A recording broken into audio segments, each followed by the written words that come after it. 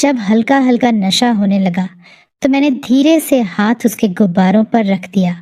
हाथ रखते ही वाइन के साथ उसका भी नशा दिखने लगा। उसने लोअर और शर्ट पहनी थी। अब मुझे भी बहुत अच्छा लग रहा था। कुछ समय बाद मैं कार सुनसान जगह लगा दी और हमारा कार्यक्रम चालू हो गया। हेलो दोस्तों, स्वागत है आपका हमारे चैनल पर। मेरा नाम अशोक है, मैं बिहार का रहने वाला हूँ। बचपन से ही खेल कूद में मैं आगे रहा हूँ, इसीलिए मैं कसरत वसरत का काफ़ी शौक रखता हूँ। इसलिए मेरा शरीर भी काफ़ी तगड़ा और तंदुरुस्त है। पढ़ाई लिखाई भी काफ़ी की है। उसी की दम पर मैं एक कंपनी में मैनेजर के पद पर हूँ। ये कहानी कुछ साल पहले की है। लॉकडाउन के दौरान मेरे साथ यह घटना हुई थी। उस वक्त नौकरी के चलते मैं दूसरे शहर में था।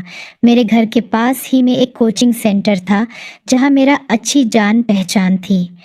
उस कोचिंग के रिसेप्शन पर एक लड़की बैठती थी जिसका नाम सोनम था।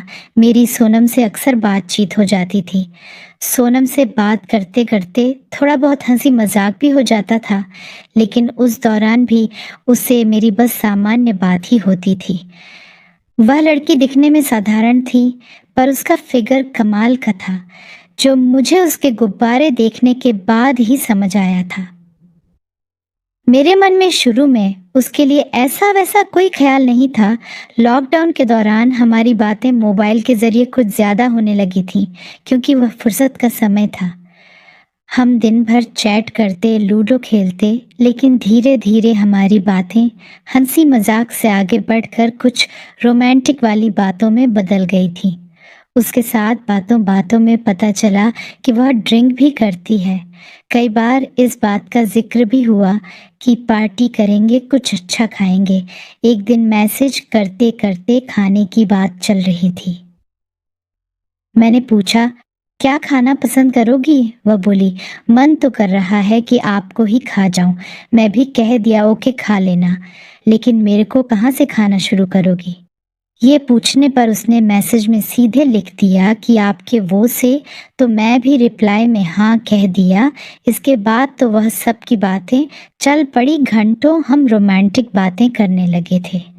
इसीलिए मैंने सोचा कि जल्दी से जल्दी कार्यक्रम फिक्स किया जाए, लेकिन लॉकडाउन के कारण काफ़ी दिन तक मौका नहीं मिला। एक दिन हम लोगों ने तय किया कि लॉन्ग ड्राइव पर जाते हैं और गाड़ी में ही मौसम बनाते हैं।